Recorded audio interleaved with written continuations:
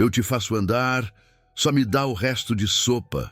Foi isso que eu escutei, bem na minha frente, no calor seco da manhã em Santa Esperança, quando a porta automática do hospital abriu e empurrou um vento morno cheio de cheiro de álcool, suor e sopa fria. Eu parei na hora.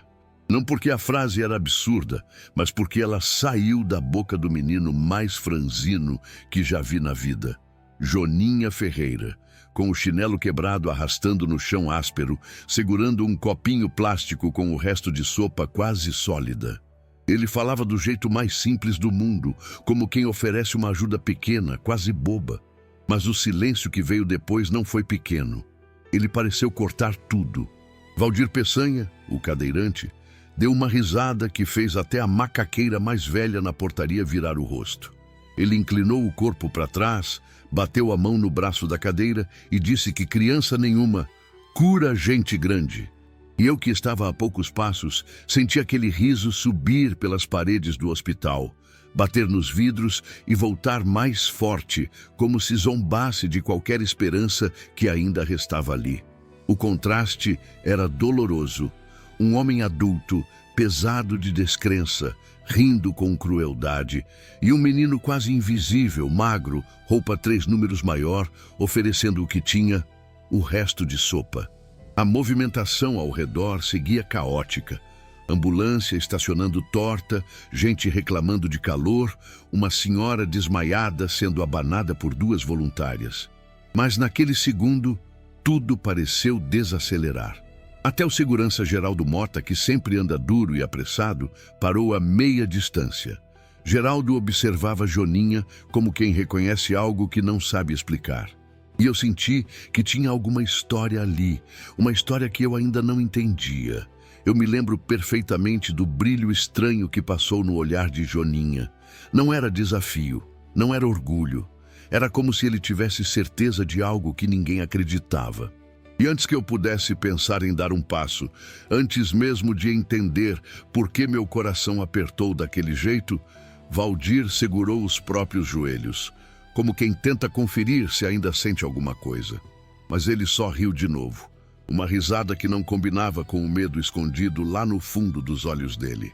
A cena era tão improvável que parecia inventada. A porta do hospital se abrindo e fechando sem parar, o sol estourando no concreto, o cheiro de desespero e comida fria misturado. Gente de todo tipo passando, ignorando, reclamando, vivendo suas dores. E um menino pequeno afirmando algo que nenhum adulto teria coragem de dizer. E eu ali, parado no meio daquilo, perguntando a mim mesmo como eu, justamente eu, tinha sido puxado para aquele instante que estava prestes a mudar tudo. Eu não sabia ainda, mas aquele foi o exato segundo em que a história começou a rasgar o mundo por dentro. E foi ali, exatamente naquele fiapo de segundo, que algo começou a me incomodar por dentro.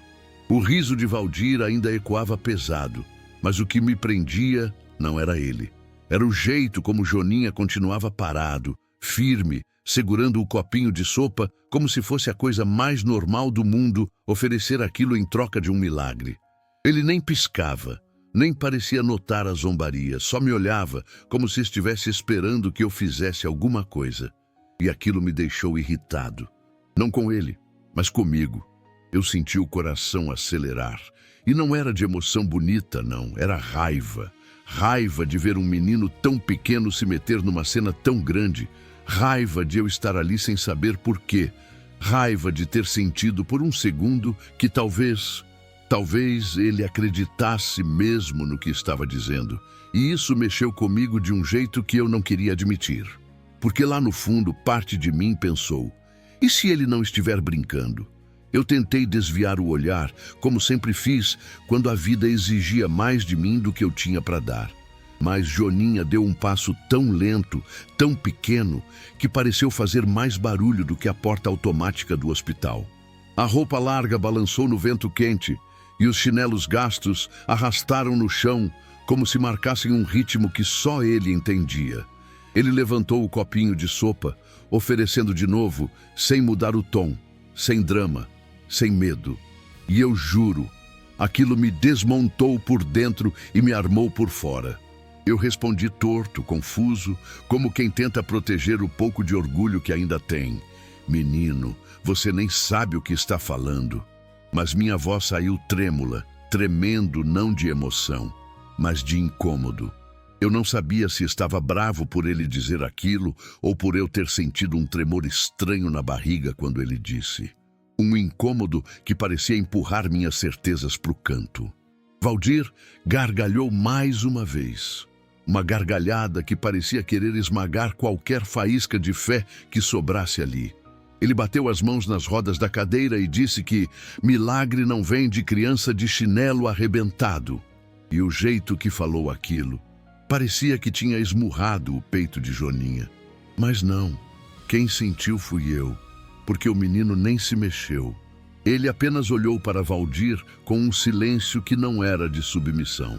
Era um silêncio cheio de certeza. E isso me confundiu ainda mais. Eu senti o clima pesado mudar. Não sei explicar.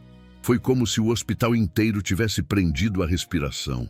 A macaqueira que varria o corredor parou no meio do movimento. A ambulância desligou o motor. Até o vento pareceu segurar o ar no lugar. Joninha olhou primeiro para mim, depois para Valdir, depois de novo para mim. E pela primeira vez eu tive a impressão de que ele sabia exatamente o que iria acontecer ali. E eu não. Meu corpo ficou gelado.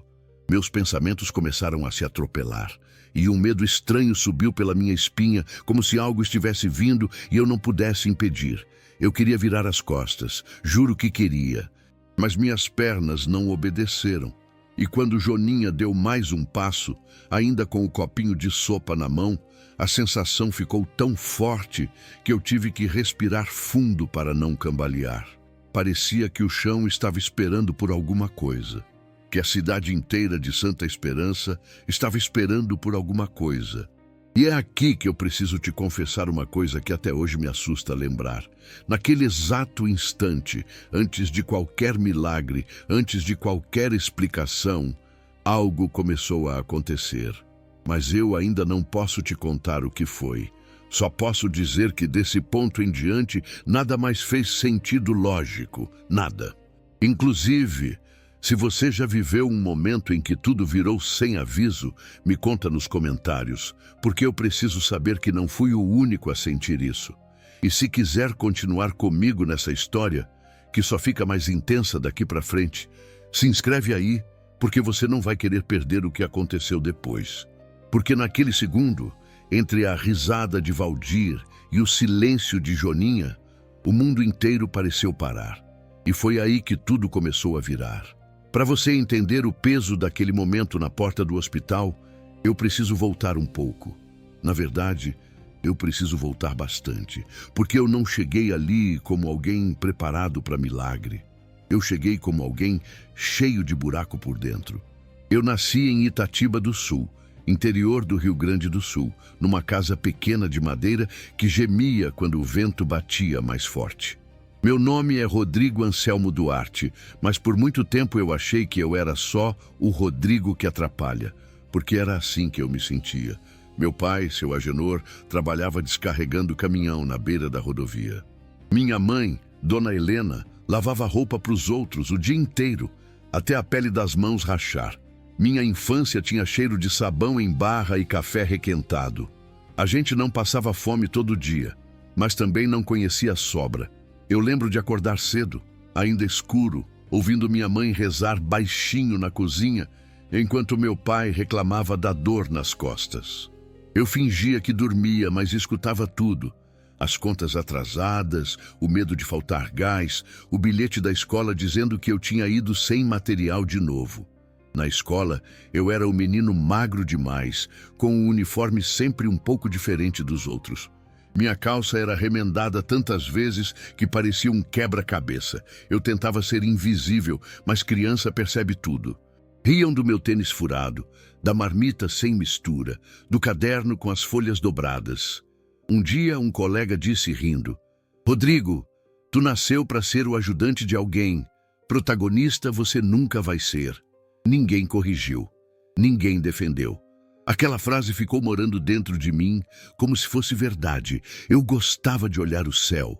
Isso era a coisa mais estranha em mim, talvez. Quando tudo ficava pesado, eu deitava num pedaço de grama atrás de casa e ficava encarando as nuvens, inventando histórias. Eu imaginava que um dia eu ia sair dali, ter um trabalho que fizesse sentido, ajudar gente. Mas, na prática, a vida ia empurrando esses sonhos para o fundo da gaveta. Quando eu tinha uns 12 anos, meu pai sofreu um acidente carregando cimento. Uma pilha de sacos cedeu e jogou ele no chão. Não quebrou nada, mas estragou o que já estava ruim. As dores aumentaram. Ele ficou mais duro, mais calado, mais irritado.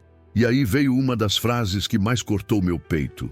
Um dia, quando faltou dinheiro para a feira, ele olhou para mim e disse: "Se tu fosse mais esperto, já estava trabalhando para ajudar. Mas nem para isso tu serve direito." Ele falou no calor da raiva, eu sei. Mas eu guardei como sentença. Comecei a fazer bicos, carregar caixa na mercearia, varrer pátio de oficina, ajudar em construção. Eu voltava para casa com as mãos ardendo e, mesmo cansado, sentia um pouco de orgulho de colocar algumas notas miúdas na mão da minha mãe. Ela sorria com os olhos, mas o rosto trazia uma tristeza antiga. Eu queria dar mais, sempre mais, e nunca parecia suficiente. Os anos passaram e eu fui crescendo com essa sensação de ser sempre quase bom, quase inteligente, quase capaz. Entrei como auxiliar de almoxarifado numa empresa pequena da região. Expedição, estoque, papelada, peso nas costas e salário curto no fim do mês. Eu sabia o nome de cada peça, cada prateleira, cada código. Eu organizava tudo como se fosse um quebra-cabeça que finalmente eu conseguia montar. Mas mesmo assim, dentro de mim morava aquele pensamento: qualquer um podia estar no meu lugar. Minha rotina virou um ciclo. Acordar cedo, ônibus lotado, trabalho o dia inteiro, voltar para casa com o corpo moído, comer qualquer coisa, assistir um pouco de TV e dormir. De vez em quando, minha mãe perguntava se eu estava bem. Eu dizia que sim.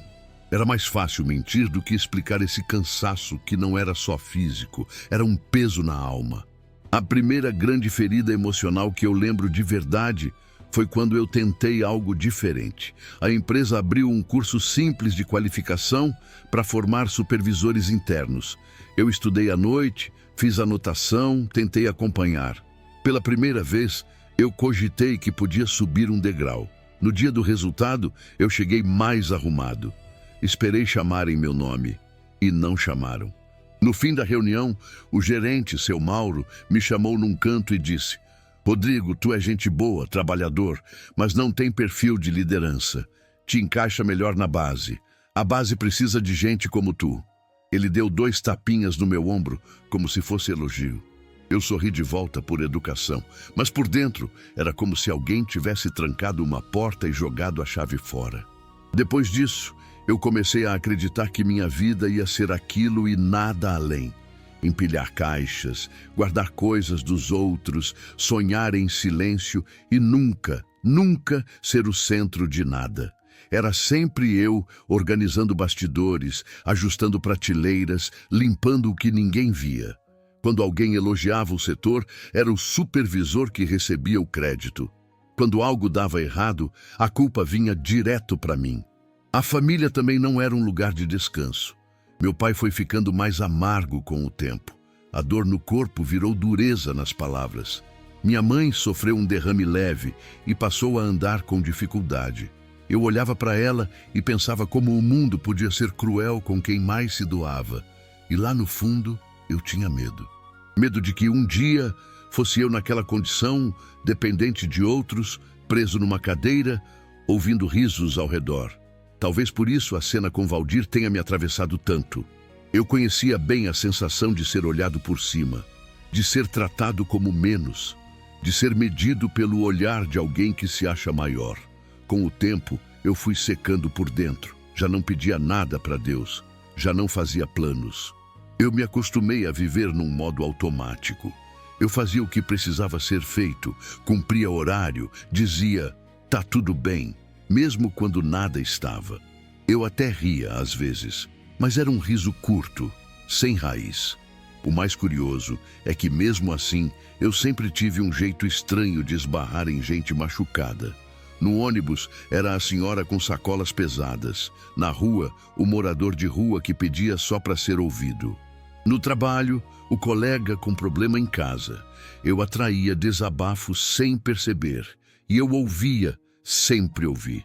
Porque, de certo modo, ouvir a dor dos outros era mais fácil do que encarar a minha.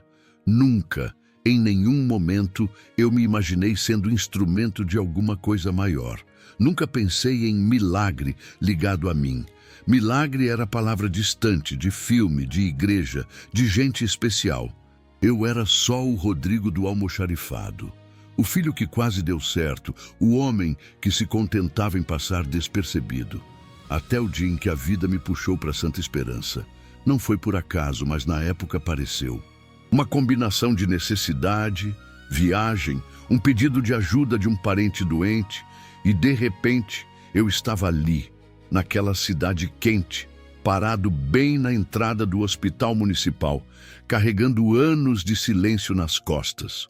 Quando eu ouvi a frase, "Eu te faço andar, só me dá o resto de sopa", saindo da boca de um menino de chinelo quebrado, todo esse passado veio sem aviso à tona. A sensação de ser pequeno demais, de não ter valor, de não ser protagonista, se chocou com outra sensação que eu ainda não sabia dar nome. Como se, pela primeira vez, algo dentro de mim estivesse sendo chamado para fora. E é por isso que eu digo, aquele momento não começou ali. Ele foi construído em cada humilhação que eu engoli calado, em cada sonho que eu deixei morrer, em cada vez que eu acreditei que eu era só o ajudante. Eu só não sabia que justamente por causa de tudo isso, eu estava prestes a ver e viver algo que mudaria o sentido da palavra pequeno para sempre.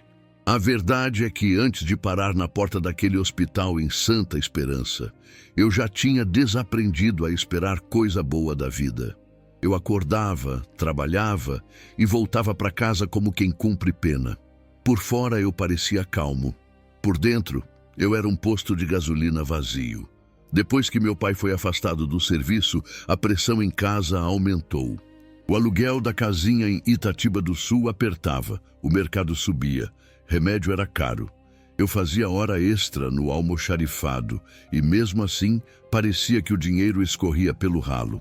Um dia, cheguei cansado e ouvi meu pai dizendo para o vizinho no portão: "O Rodrigo é gente boa, mas sem iniciativa. Nasceu para ser carregado, não para carregar." Ele não sabia que eu estava ouvindo. O vizinho riu. Eu fingi que não escutei, mas a frase colou em mim. Nasceu para ser carregado, como se eu fosse peso morto. No trabalho, eu sentia isso o tempo todo. Não era só o gerente Leandro falando que dava para me trocar por temporário. Era o jeito como as coisas aconteciam. Quando alguém importante vinha visitar a empresa, o supervisor mandava eu ficar lá atrás, organizando caixas, enquanto os outros iam para frente, de uniforme passado. Um dia, a diretoria de Passo Fundo foi ver o almoxarifado. Eu tinha passado a manhã inteira arrumando tudo. Quando chegaram, o supervisor disse orgulhoso: "Esse é o setor. A organização vem do modelo novo que a gente implantou." Modelo. Eu ali, com a mão cheia de poeira, ouvindo ele apresentar meu esforço como se fosse só planilha. Ninguém olhou para mim. Eu virei cenário. À noite, eu deitava e lembrava de cada pequeno não engolido. O não da promoção, o não do curso técnico, o não de ser ouvido em casa.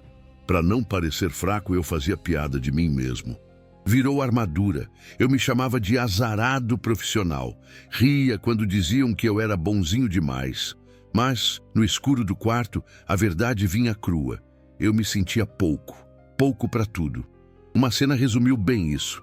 Foi num churrasco de fim de ano da empresa, num sítio em Erechim. Piscina, música alta, mesa farta. Os gerentes cercavam a churrasqueira falando de carro e viagem. Eu ajudava a repor refrigerante. Em certo momento, o encarregado Mauro levantou o copo e gritou: "Brindar para quem move essa empresa para frente." Citou nomes de chefes. Todo mundo aplaudiu. Aí olhou para mim e completou rindo. E para o Rodrigo, que segura o chão para não cair. Riram. Parecia brincadeira inocente, mas doeu. Segura o chão. Como se eu fosse parte do piso, não da história. Eu também ri no automático. No ônibus de volta, encostei a testa no vidro e pensei se era isso que eu era. Alguém que segura, aguenta, mas nunca aparece. As perdas não eram só de dinheiro, eram perdas de pedaços de mim. Depois da morte da minha mãe no Hospital São Camilo, em Erechim, eu mudei de vez. No velório, muita frase pronta. Você é forte, Deus sabe o que faz. Quando todo mundo foi embora, sentei sozinho perto do caixão e sussurrei. Mãe, eu não sei quem eu sou sem você. Ali uma parte minha apagou. Voltei para Itatiba do Sul diferente. Parei de desenhar, coisa que eu fazia desde menino. Parei de deitar na grama para olhar o céu. Parei de contar sonho. Sempre tinha alguém pronto para jogar realidade em cima. Até na fé eu fui murchando. Eu ainda respeitava Deus, mas já não esperava nada vindo dele. Pensava, se ele quiser fazer alguma coisa, faz com quem tem mais estudo, mais coragem, eu não. Quando consegui juntar um pouco de dinheiro para tentar um curso técnico em logística, meu pai precisou de exames e remédios caros. Tudo que eu tinha guardado foi embora em poucas semanas. Comentei isso com o colega Paulo Neri. Ele riu. Tu ainda acredita nessas coisas, Rodrigo? Curso, carreira, isso é para quem já nasceu na frente. A gente nasceu para tapar buraco. Ele falou brincando. Eu ouvi como sentença. Fui aprendendo a ocupar cada vez menos espaço. Falava pouco, aceitava tarefa extra sem discutir, pedia folga quase pedindo desculpa. E quando eu colocava a cabeça no travesseiro, a mesma pergunta voltava insistente. Se eu sumir amanhã, alguém percebe de verdade? Foi nessa fase mais escura que veio a ligação do meu primo Marcelo, de Santa Esperança, falando da tia Irene internada, precisando de acompanhante. Eu aceitei ir, era família, mas também era fuga. Eu estava cansado de ser sempre o mesmo Rodrigo, nas mesmas ruas, ouvindo as mesmas frases. No ônibus, a caminho de Santa Esperança, o cheiro de banco gasto e lanche frio se misturava com as lembranças. Eu via as plantações pela janela e junto passavam as cenas. Meu pai no portão dizendo que eu nasci para ser carregado, o churrasco do sítio, o hospital de Erechim, o agente nasceu para tapar buraco. Cada memória era um peso a mais dentro do peito. Quando desci na rodoviária de Santa Esperança, o calor me acertou como um tapa. A cidade parecia barulhenta demais para alguém que tinha acostumado a viver em silêncio por dentro. Caminhei até o hospital municipal com uma mochila leve nas costas e um mundo pesado dentro de mim. Se alguém me visse de longe naquele dia, ia enxergar só mais um homem comum atravessando a avenida. Mas a verdade é que eu era um prédio cheio de rachaduras, sustentado por remendo e costume. Eu já tinha desistido de acreditar em qualquer milagre, inclusive no mais simples de todos. O milagre de um coração endurecido voltar a sentir. Quando eu cheguei em Santa Esperança, eu não imaginava que um garoto magrinho, quase sumindo dentro de uma camiseta larga, ia ser a rachadura na parede grossa que eu tinha construído dentro de mim. Eu fui direto para o hospital municipal, com a desculpa de cuidar da tia Irene, mas no fundo eu só queria um lugar para me esconder da minha própria vida. A rotina ali virou sempre a mesma. Madrugada pegando senha, café ralo na cantina, cheiro de desinfetante misturado com suor e preocupação. Eu andava pelos corredores com a cabeça baixa, tentando não atrapalhar ninguém, como eu sempre fiz. Até que, numa manhã abafada, o ventilador de teto da recepção girando preguiçoso, eu vi ele pela primeira vez. Joninha Ferreira estava sentado no chão, encostado numa coluna perto da porta lateral, abraçando um copo de plástico quase vazio. A camiseta cinza, grande demais, caía por um ombro. O short era desbotado. O chinelo estava arrebentado num dos lados, preso com um pedaço de arame. Ele observava tudo com aqueles olhos grandes, atentos, como se o hospital inteiro fosse um filme e ele não quisesse perder nenhum detalhe. O que me chamou a atenção não foi só o jeito dele, foi o que aconteceu a seguir. Uma senhora, Dona Lourdes, que eu já tinha visto chorando no corredor da hemodiálise, passou por ele mancando. Joninha levantou devagar, sem fazer barulho, e ofereceu o copo. "A senhora quer o resto? Tá meio frio, mas engana o estômago." Ela riu sem graça, negou com a mão, mas os olhos encheram de lágrima.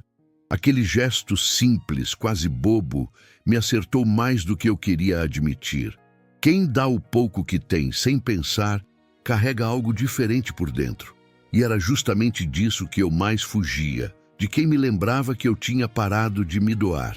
Eu tentei seguir reto, fingindo que não vi. Sempre fui bom em passar reto, mas do nada ele virou o rosto na minha direção, como se sentisse que alguém estava olhando demais. Nossos olhos se encontraram por um segundo. Foi rápido, mas desconfortável. Parecia que ele estava lendo páginas que nem eu tinha coragem de abrir. "O senhor é da tia da cama 12, né?" Ele perguntou como se já me conhecesse.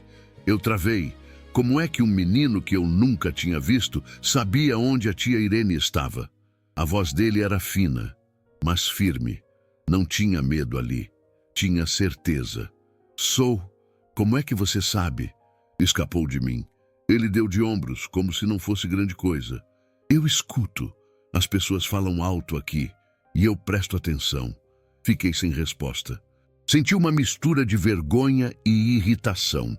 Vergonha por parecer transparente para uma criança. Irritação por ele falar comigo com tanta naturalidade, como se eu fosse alguém importante. Nos dias seguintes, comecei a notar que ele estava sempre por ali. Às vezes com uma bandeja meio usada da lanchonete, às vezes com um copo de água, às vezes só sentado, observando. Ele ajudava a empurrar cadeira, chamava a enfermeira, carregava a bolsa de gente que mal sabia o nome dele. Ninguém tinha pedido, ele simplesmente fazia.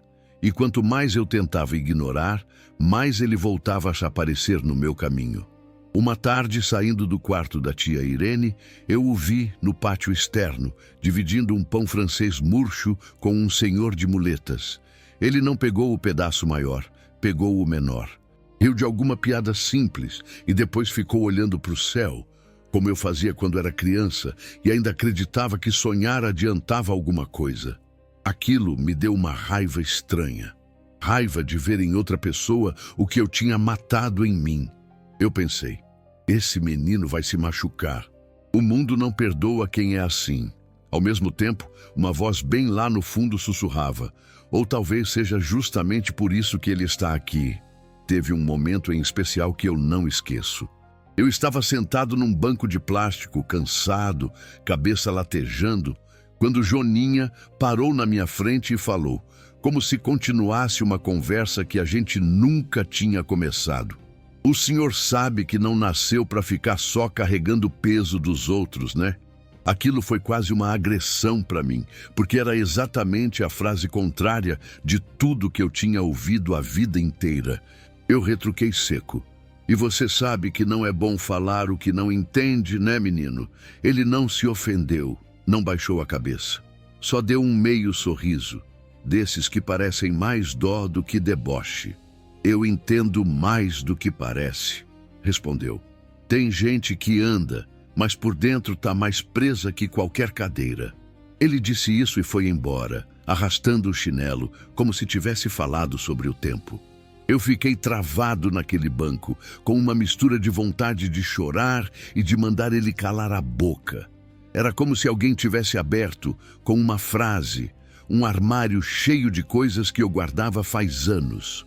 Até hoje eu penso nesse dia, porque foi ali, com uma fala simples, que a primeira rachadura apareceu na parede grossa que eu tinha construído ao redor do meu coração.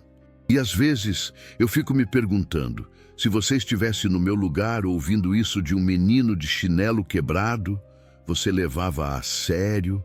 Ou achava que era só conversa de criança que não sabe de nada? Na hora, eu escolhi achar que era só conversa.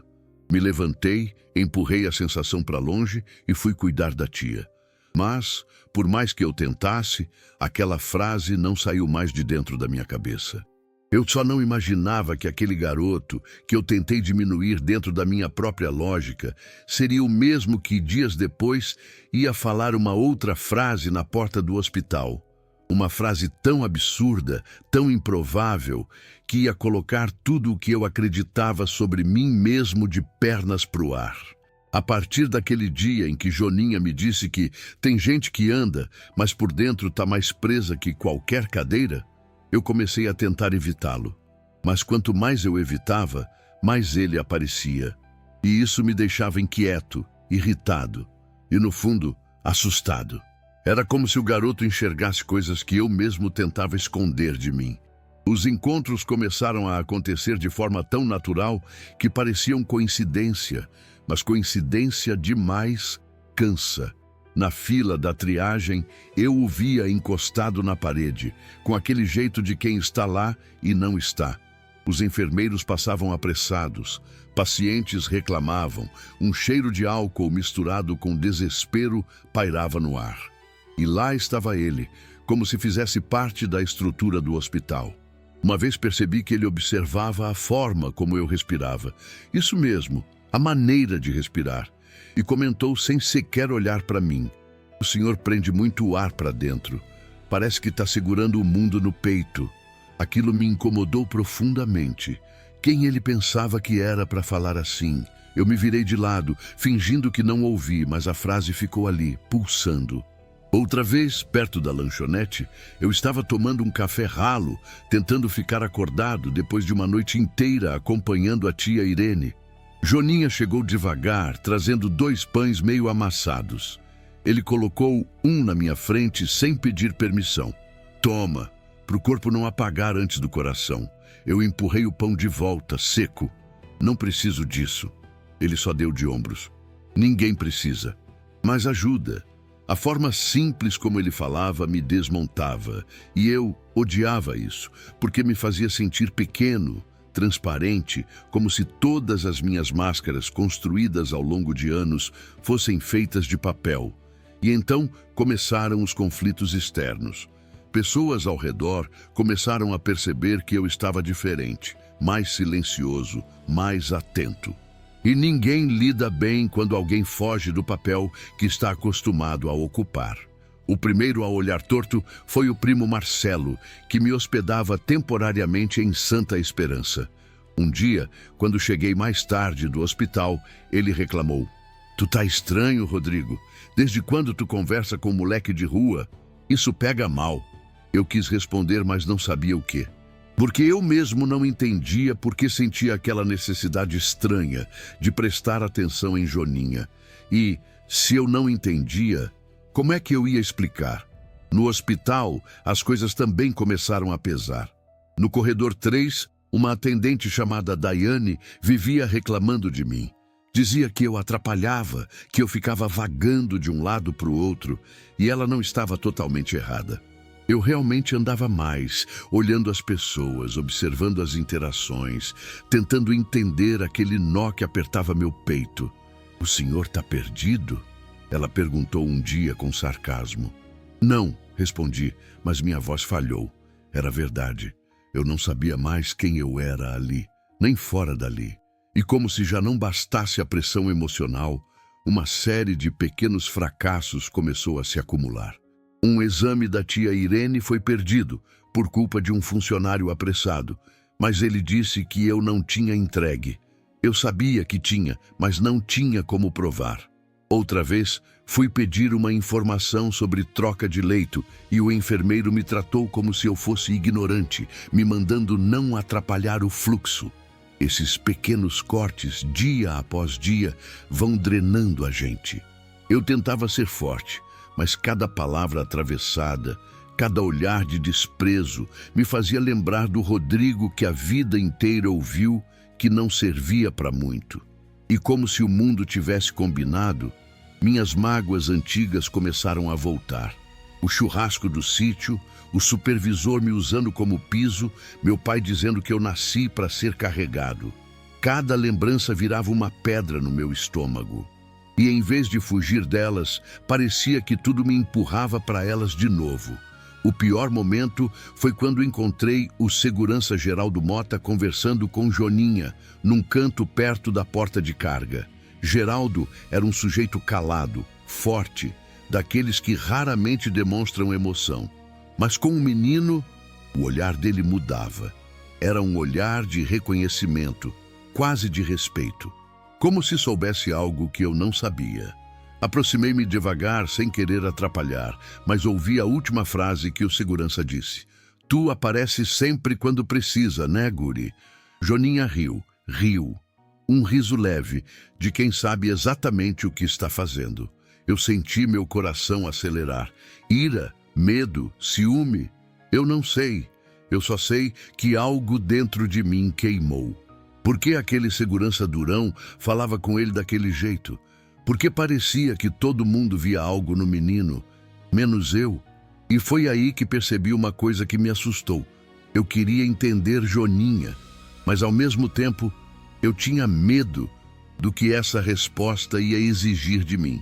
Porque o menino não pedia nada, não cobrava nada, não exigia nada. E isso, para alguém que passou a vida carregando culpa, era insuportável. Quem não exige nada, revela tudo. No fundo eu sabia, ou eu encarava aquilo, ou eu quebrava de vez.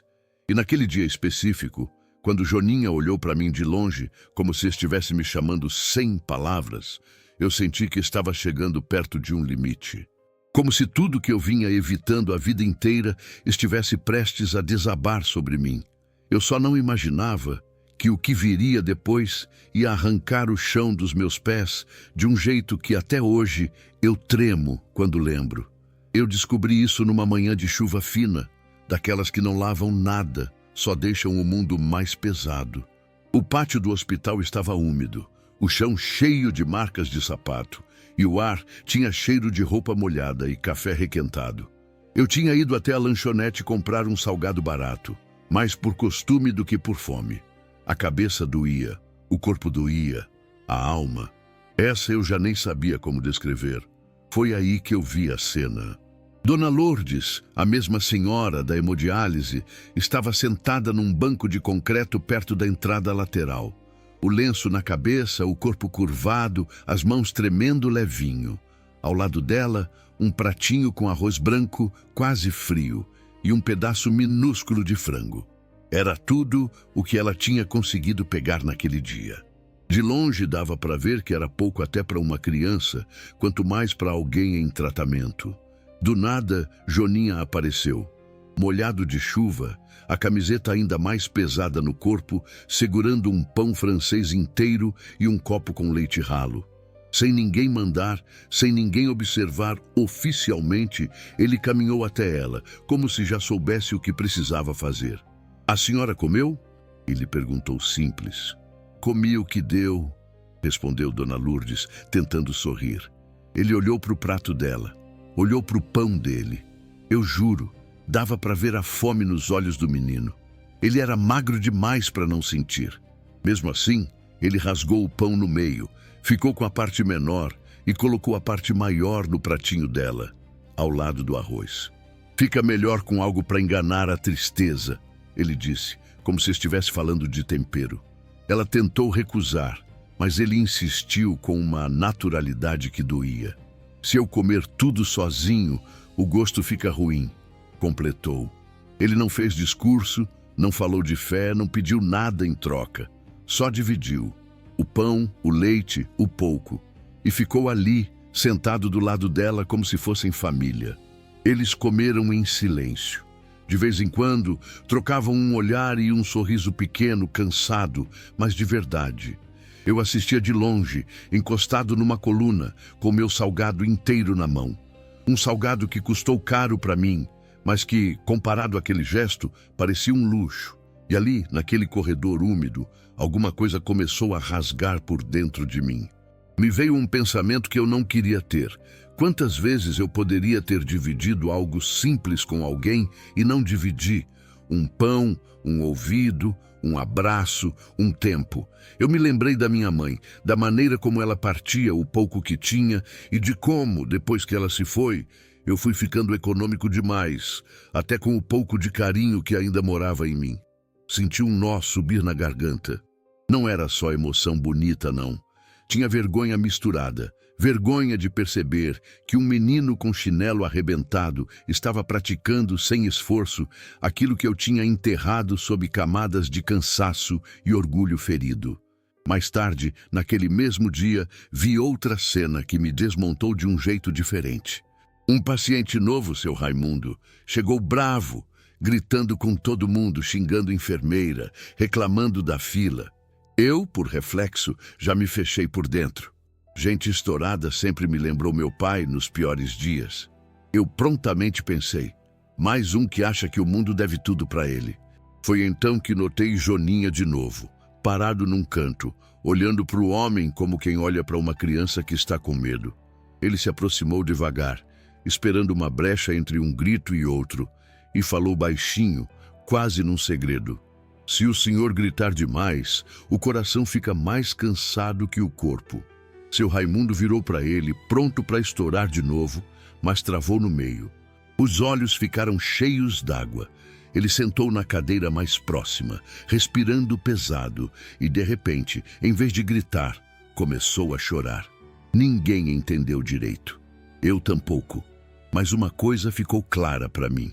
Aquele menino dizia coisas simples, e essas coisas simples derrubavam muros que adultos não conseguiam derrubar, nem com discurso, nem com força.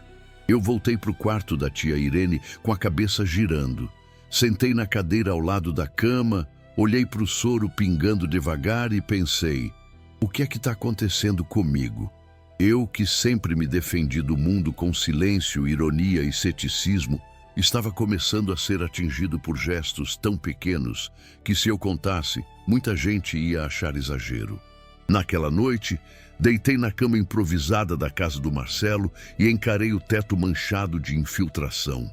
As cenas voltavam como um filme, o pão dividido, o leite repartido, a frase sobre o coração cansado, o jeito como Dona Lourdes sorriu depois de comer. Eu comecei a me perguntar quando foi que eu tinha deixado de ser assim. Quando foi que a vida tinha me endurecido tanto a ponto de eu achar normal passar reto. E eu preciso te dizer isso com honestidade. Doeu. Doeu perceber que eu tinha virado justamente aquilo que mais criticava. Eu apontava o dedo para o mundo injusto, para os chefes abusivos, para as frases que me machucaram. Mas, no fundo, eu também tinha começado a guardar tudo só para mim, inclusive o pouco de amor que ainda existia. Teve uma hora em que eu tampei o rosto com as mãos e deixei uma lágrima escorrer, com raiva de mim mesmo por estar sentindo aquilo. Eu pensava, homem feito chorando por causa de um menino que divide pão, onde já se viu, mas lá dentro, outra voz, bem baixinha, perguntava, e se esse menino estiver te lembrando quem você foi um dia e quem ainda pode ser? Eu não tinha resposta. Só tinha esse incômodo apertando o peito, essa mistura de vergonha, gratidão e medo. Medo de mudar, medo de não mudar. Medo de encarar as versões de mim que eu deixei para trás. E se eu posso abrir meu coração com você que está me ouvindo até aqui, eu preciso perguntar, você já sentiu isso? Esse tipo de coisa que não tem nome direito, uma dor que não vem de fora, mas de perceber quem você se tornou sem querer? Você já sentiu algo assim, desse jeito que parece que alguém acendeu uma luz num quarto que você preferia manter apagado? Porque foi exatamente isso que Joninha começou a fazer dentro de mim. Acender luz em canto que eu tinha trancado. Eu ainda não tinha mudado por completo, ainda estava cheio de medo, cheio de resistência. Mas naquele ponto, uma coisa era certa. Eu não conseguia mais fingir que era o mesmo. Alguma coisa tinha quebrado. E a partir dali, cada passo meu dentro daquele hospital ia me empurrar mais fundo numa mudança que eu nunca pedi, mas que no fundo eu sempre precisei. Depois disso, as coisas não mudaram de uma vez só por fora. Mas por dentro, alguma chave tinha virado.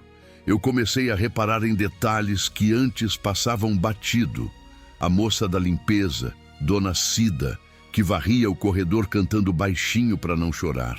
O rapaz da recepção, Diego, tentando manter a voz firme, enquanto o pai dele estava internado no mesmo hospital onde ele trabalhava. Eu, que sempre passava reto, comecei a olhar nos olhos, a responder com mais calma, a agradecer de verdade. Até meu jeito de falar mudou. Quando Daiane, a atendente que vivia de má vontade, foi grossa comigo numa manhã qualquer, em vez de engolir seco e alimentar mais um rancor, eu respirei fundo e só disse: "Eu entendo que o dia tá pesado para todo mundo." Ela me olhou, surpresa, como se esperasse a resposta atravessada de sempre. Não falei mais nada. Só esse "eu entendo" já foi difícil o bastante para quem passou a vida inteira na defensiva. O primo Marcelo também começou a notar alguma coisa diferente.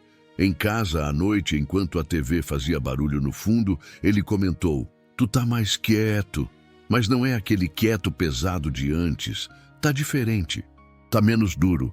Eu não soube responder. Como é que eu ia explicar que um menino de chinelo arrebentado tinha começado a desenterrar partes minhas que eu achava que tinham morrido junto com a minha mãe? Os dias foram correndo assim, com pequenas fissuras abrindo espaço num coração que eu mantinha concreto. Eu me pegava lembrando das frases de Joninha no meio do dia, enquanto esperava exame, enquanto ajudava a empurrar maca, enquanto atravessava o pátio. De vez em quando eu o via de longe, sempre ajudando alguém, sempre carregando alguma coisa que não era só peso físico. E sem perceber, comecei a ajustar meu passo ao dele. Se ele parava para ouvir alguém, eu ficava por perto. Se ele dividia pão, eu sentia vergonha de comer sozinho. Se ele ajudava um estranho, eu me perguntava por que eu ainda media tanto minhas entregas. Foi nesse clima de mudança silenciosa que chegou o dia que virou tudo. A manhã estava abafada demais, mais do que o normal em Santa Esperança. O céu tinha aquele cinza estranho que não decide se chove ou se abre.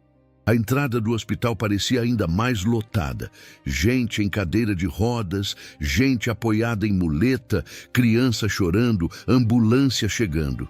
Eu tinha descido para buscar um resultado de exame e, sem perceber, parei um pouco mais afastado da porta principal, só observando o movimento.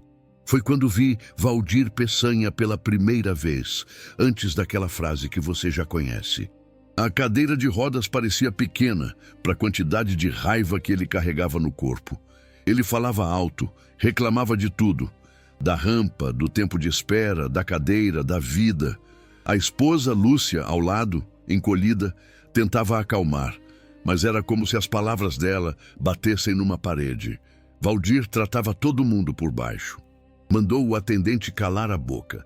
Mandou a moça que empurrava a cadeira andar direito. Reclamou da enfermeira que pediu para ele esperar. E quanto mais ele gritava, mais gente se afastava. Era um tipo de dor misturada com arrogância, aquela mistura que machuca quem sente e quem escuta. Eu senti o velho Rodrigo querendo acordar dentro de mim. O que julga, o que aponta, o que diz bem feito mentalmente. Mas, junto com ele, veio o Rodrigo novo, ainda inseguro, que começou a perguntar em silêncio: o que será que esse homem viveu para endurecer desse jeito? Foi nessa hora que percebi Joninha se aproximando, quase invisível no meio do caos. Ele vinha de lado, segurando um copinho de sopa, o mesmo tipo de copo que ele sempre carregava com o resto de alguma coisa. O chinelo arrastava no chão, a roupa larga balançando. Ele caminhava direto na direção de Valdir, como se não tivesse medo do tom de voz, dos xingamentos, de nada. Eu sabia que alguma coisa fora do comum estava prestes a acontecer. Não porque o céu mudou, não porque uma música tocou, mas porque, dentro do meu peito, o ar ficou pesado, como se o mundo estivesse esperando. Eu vi o segurança Geraldo parar também, alguns passos atrás, com aquela expressão estranha de quem reconhece algo invisível. Ele não interferiu, só ficou olhando. O resto, você lembra. A proposta do menino, o deboche de Valdir, o riso alto cortando a fé de qualquer um que ainda tivesse um fiapo de esperança naquele lugar. Mas o que eu nunca tinha contado é o que veio logo depois, no milésimo de segundo seguinte àquela risada. Não foi barulho de trovão, nem luz diferente. Foi algo simples. O copo de sopa tremeu na mão de Joninha, como se um vento que ninguém sentiu tivesse passado por ali. Uma gota caiu no dorso da mão de Valdir, que estava apoiada no apoio da cadeira. Ele fez uma careta, não de dor, mas de incômodo, como se aquela gota estivesse muito mais quente do que deveria. Eu estava perto o suficiente para ver o exato instante em que o rosto dele mudou. A risada foi morrendo antes de acabar. Os olhos se arregalaram. Ele abaixou a cabeça como quem tenta localizar de onde veio aquela sensação diferente no corpo. A mão esquerda dele, que segurava a roda da cadeira, começou a tremer. Valdir tentou brincar, mas a voz falhou. O que saiu foi um meio riso trincado, cortado no meio. Em seguida, ele levou as mãos aos joelhos, como se checasse pela milésima vez o que ele já sabia, que não sentia nada do meio para baixo. Mas dessa vez, algo não estava igual. Eu vi a confusão surgir na expressão dele, como uma criança que escuta um barulho novo no próprio quarto. Ele apertou a própria perna com força. Depois, apertou de novo.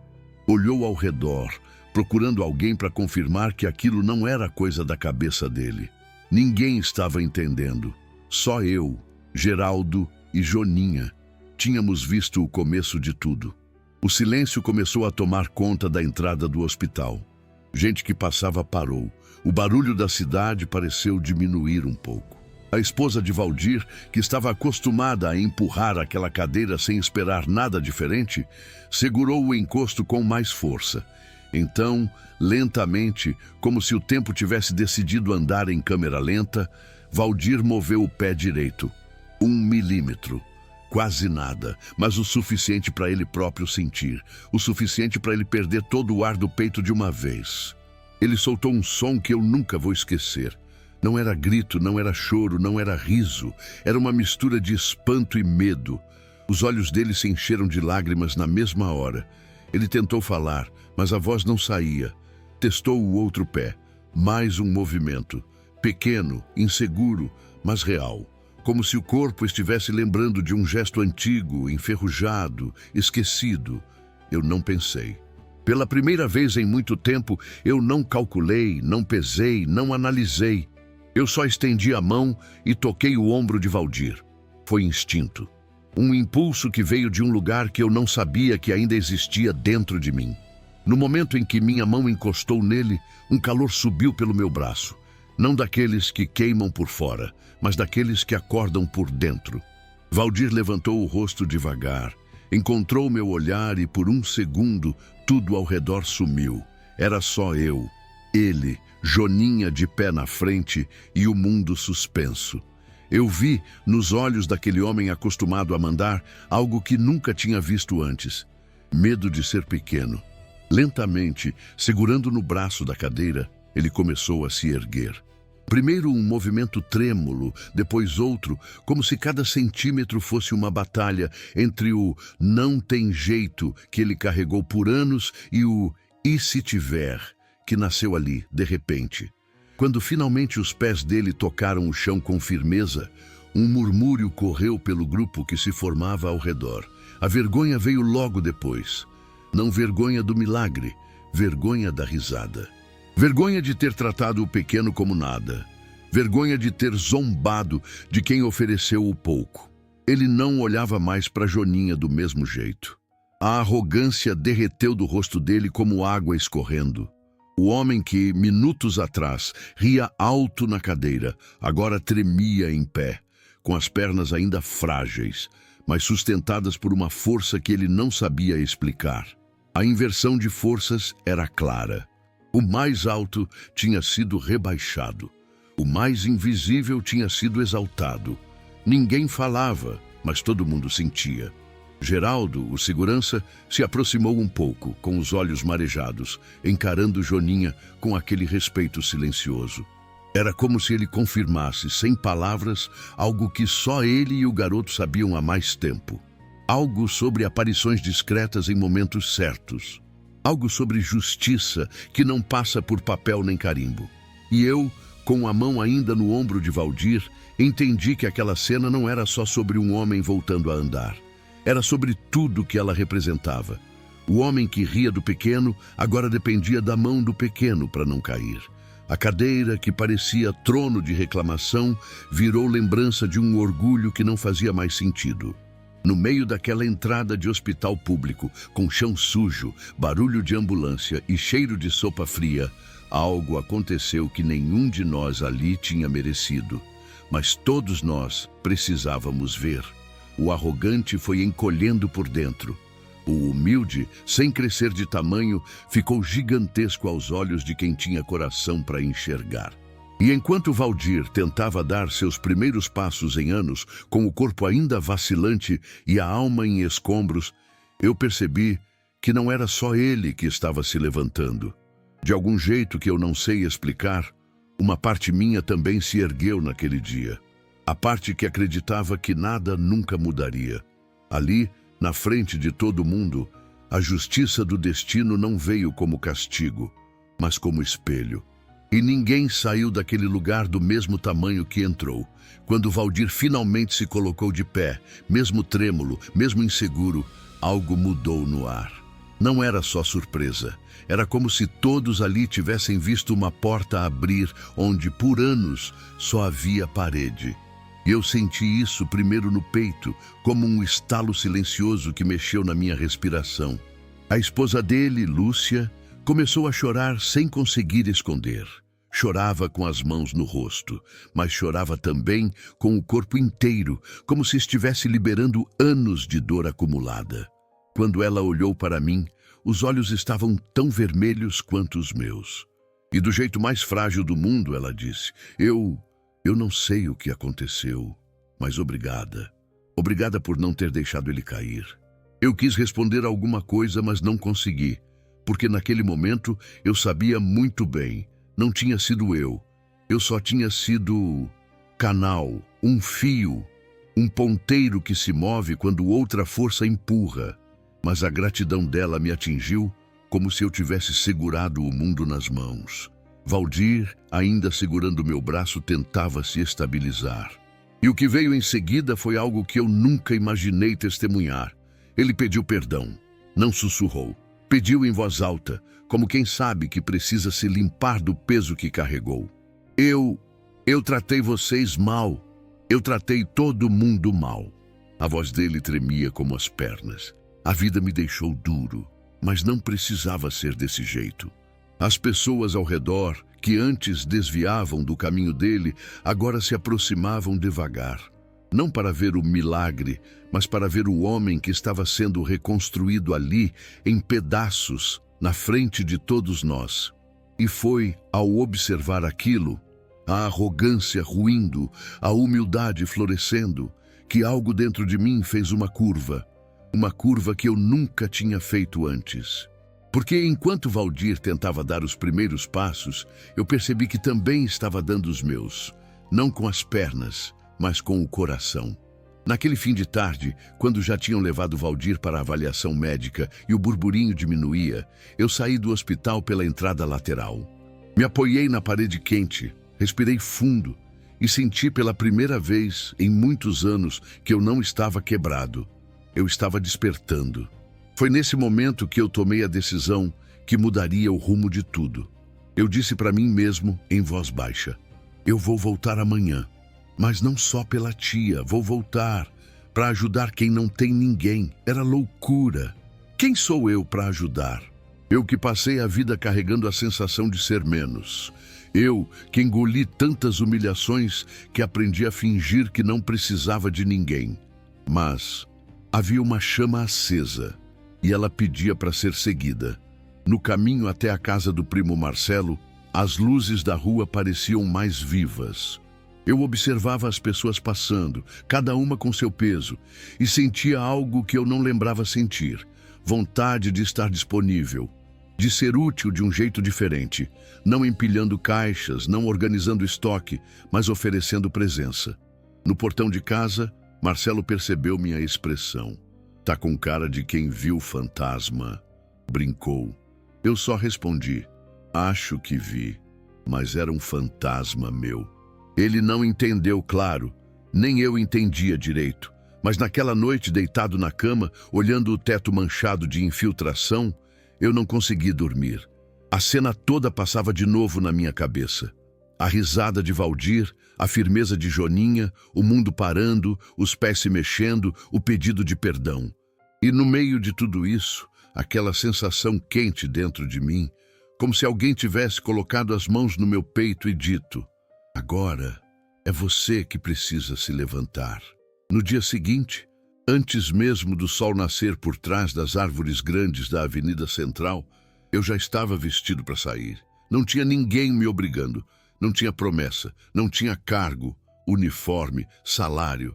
Só uma certeza estranha, quase infantil, de que eu precisava ir.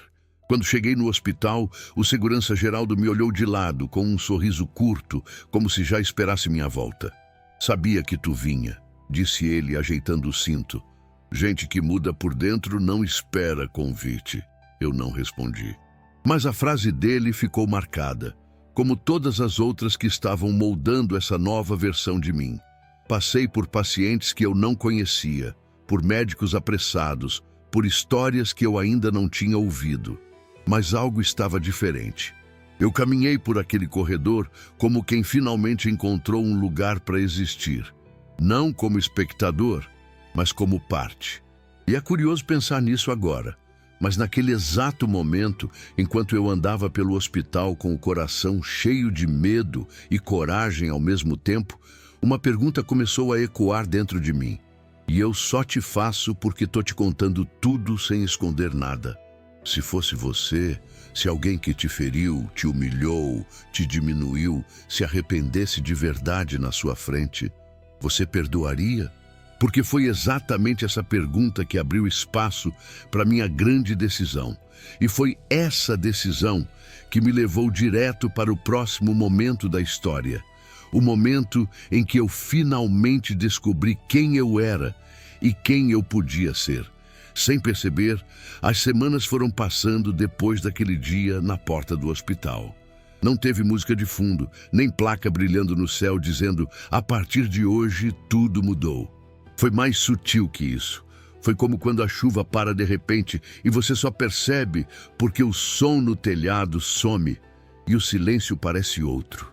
Minha rotina em Santa Esperança ganhou um novo peso e, ao mesmo tempo, ficou mais leve. Eu continuava ajudando a tia Irene, levando água, ajeitando o travesseiro, conversando quando ela tinha força. Mas quando ela dormia, eu não ficava mais sentado no corredor esperando o tempo passar. Eu levantava, comecei a visitar leitos onde via gente sozinha demais. Seu Ademar, do Paraná, que não tinha ninguém na cidade. Dona Zuleide, de Canguçu, que morria de medo de agulha, mas fingia que não. O pequeno Murilo, que gostava de falar de super-heróis para esquecer a dor. Eu entrava, puxava assunto, segurava a mão, contava uma história simples qualquer. Às vezes, eu só sentava ali, quieto, deixando a pessoa respirar, sabendo que não estava invisível. Eu, Rodrigo, que a vida inteira achei que nasci para ser o cara do fundo, o que segura o chão, descobri que ouvir alguém com atenção também é um tipo de milagre. Não desses que saem no jornal. É um milagre pequenininho de dia comum. Mas quando alguém diz obrigado por ficar aqui um pouco, dá para sentir o coração desalinhando e voltando para o lugar. Valdir voltou algumas vezes ao hospital, agora andando devagar, com bengala, reaprendendo a lidar com o próprio corpo. A primeira vez em que nos encontramos depois da alta foi no corredor principal. Ele vinha com a camiseta simples, mais magro, menos barulho na boca e mais coisa no olhar. Quando me viu, parou. Foi até mim, firme do jeito que dava, e me abraçou. Não foi abraço de amigo antigo, nem de família. Foi abraço de quem sabe que, se a vida fosse só justiça humana, aquele encontro nunca teria acontecido daquele jeito. Ele falou pouco. Eu não sei como te agradecer. E eu respondi a única coisa que fazia sentido. Então não agradece só pra mim. Vive diferente. Já tá bom. Ele assentiu com uma seriedade que eu nunca tinha visto nele. Não era o mesmo homem da cadeira de rodas gritando com todo mundo. Não era só o corpo que tinha levantado, alguma coisa dentro dele também. Nesse tempo, minha relação com o primo Marcelo também foi se ajeitando. Ele, que antes reclamava de eu ficar demais no hospital, começou a reparar na forma como eu voltava para casa. Cansado, sim, mas outro. Menos amargo, menos fechado. Num sábado à tarde, sentado na área, tomando chimarrão, ele soltou: "Sabe que eu nunca te vi tão inteiro, Rodrigo." Eu ri, meio sem graça. "Inteiro? Eu tô remendado." "Remendado, mas em pé," ele corrigiu. E eu percebi que, sem saber, ele tinha explicado bem o que eu estava vivendo. Não era uma vida nova perfeita, era uma vida remendada. Só que dessa vez eu enxergava valor nos remendos. Quando a tia Irene teve alta e eu precisei decidir se voltava para Itatiba do Sul ou ficava mais um tempo em Santa Esperança, o conflito foi grande. De um lado, a rotina conhecida, o emprego garantido, a casa velha, minha história de sempre.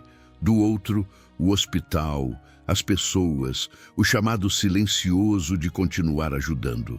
Na noite em que precisei escolher, fiquei andando sozinho pela calçada em frente ao hospital. As luzes amarelas dos postes desenhavam sombras compridas no chão.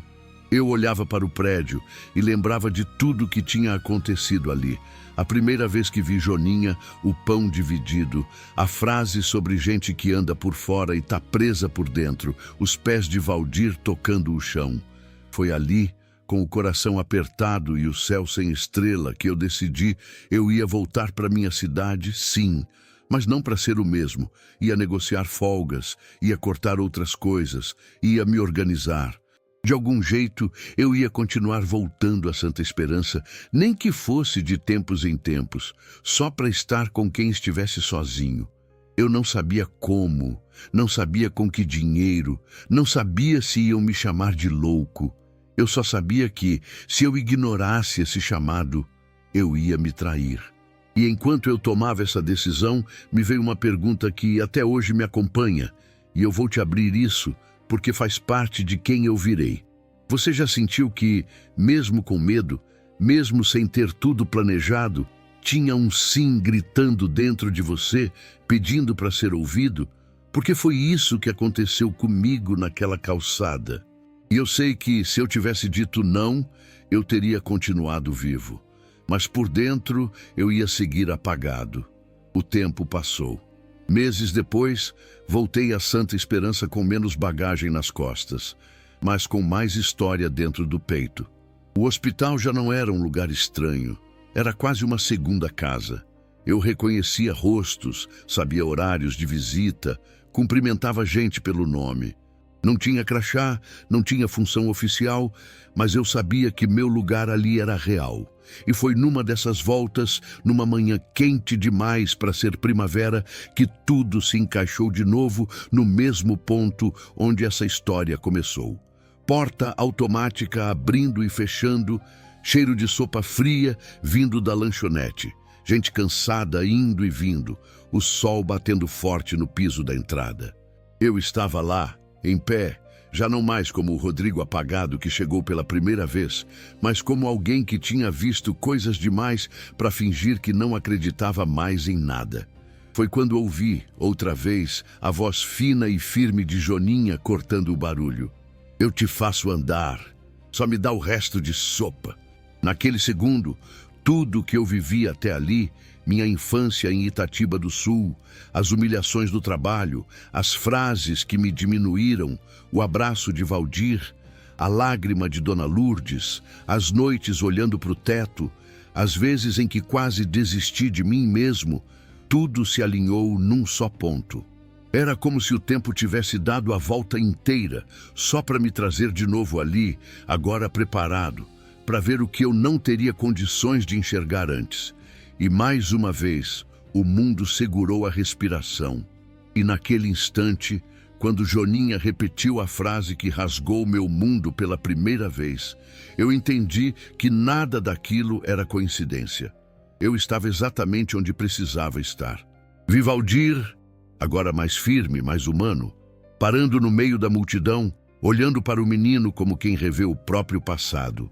Ele levou a mão ao coração, como se reconhecesse ali o ponto exato onde tudo começou a mudar.